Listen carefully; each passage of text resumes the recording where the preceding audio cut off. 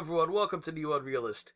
Oh man, tomato meter 38% based on 8 reviews by, well, I guess it isn't top critics. I guess it's the Rotten Tomatoes certified critics. Audience score based on 5,126 ratings so far, 99%. Let me repeat that, 99%. Remember that, according to Vice, you remember Vice, that site that used to be edgy, subversive, and anti-establishment? Well, that was old Vice, I guess. But yeah, according to Taylor Hawking over at Vice, you could definitely skip Dave Chappelle's Netflix special, Sticks and Stones. The Atlantic's Hannah Georges said the fear in Dave Chappelle's new special whiffed less of irreverence than of irritation and unease. The Roots' Damon Young said that all the worst white people love David Chappelle's Sticks and Stones. You can't like anything those wascally melanin challenged folk like, I guess. Sarah Aswell with Forbes, she said, don't watch Dave Chappelle's comedy special. Watch They Ready instead. Yes, according to Aswell, Tiffany Haddish is a better, funnier, and more interesting comedy, what she presents for you. Shalewa Sharp over at Vulture, and she lamented of, Dave Chappelle that, Shalewa gets it. It's hard to be a comedian in your mid-40s.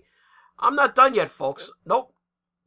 Complex's writer, Kyle, no, that's just Kyle what? Kyle Drogo? It's just Kyle. Kyle tells his readers, what bothers him most about Dave Chappelle's Sticks and Stones. What bothers him about Sticks and Stones? Garrett Martin with Pace says Dave Chappelle's Netflix special reminds us the most successful comedians are also the most sensitive.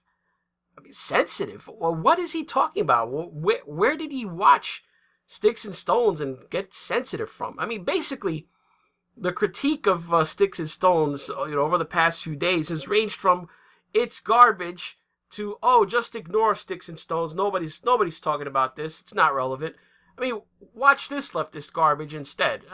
If nobody's talking about Dave Chappelle's Sticks and Stones, or it's not relevant, then why are all these leftist journals writing articles about Sticks and Stones and trying to convince everyone it sucks? Why is Twitter awash in Sticks and Stones clips, retweets, comments, and discussions? Has there been a more talked about comedy special in recent memory? These leftist culture arbiters, they're going to have to learn that the fans get a vote. And before I go back to the Rotten Tomatoes page for Sticks and Stones, let's look at the comedy that the Forbes writer told us to check out instead. Oh, wait, no user ratings, 2 critic ratings, not enough ratings to calculate a score.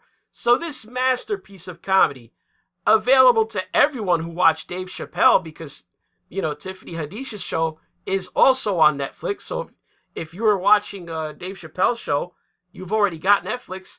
Nobody watched it, except it seems a handful of leftist comedy critics.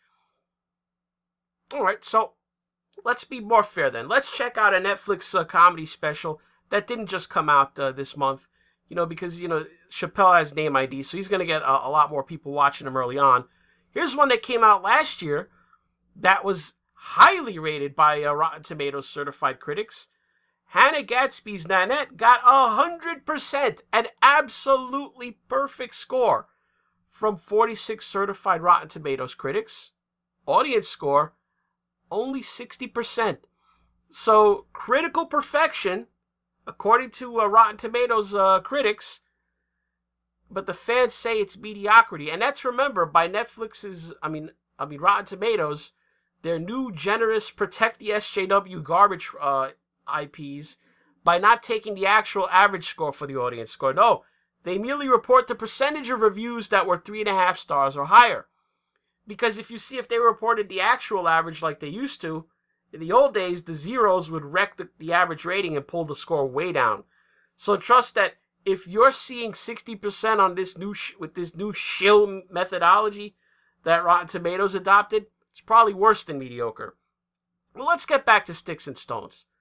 Slate top critic, Inku Kang says like dropping in on a rascally uncle who doesn't know or doesn't care how much he's disappointing you.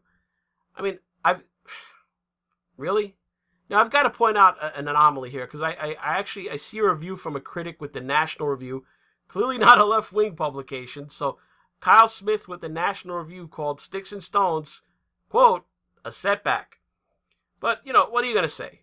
Rotten Tomatoes, this is the same site that's curated list of critics will tell you that Star Wars The Last Jedi is 91% certified fresh, while even its padded new audience score based on over 200,000 ratings is a lousy 44%. I mean, this is what Rotten Tomatoes is reduced to now. A list of certified critics just way out of touch with the audience. I mean, Dave Chappelle, Sticks and Stones, BTFOs, the blue checkmark critics who tried to pan his show and dismiss it as boring and passé. I mean, couldn't have happened to a more deserving bunch of people. That's all for this NeoUnrealist. If you want to help the channel, click on the like button for this video and leave a comment below.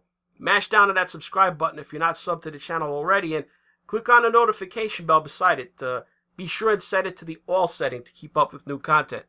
If you want to support the channel directly and toss your hard-earned dollars into the tip jar, follow the links below to Subscribe Star, PayPal, or if you watch this on BitChute, you can just click on the green tip pledge button on the video player.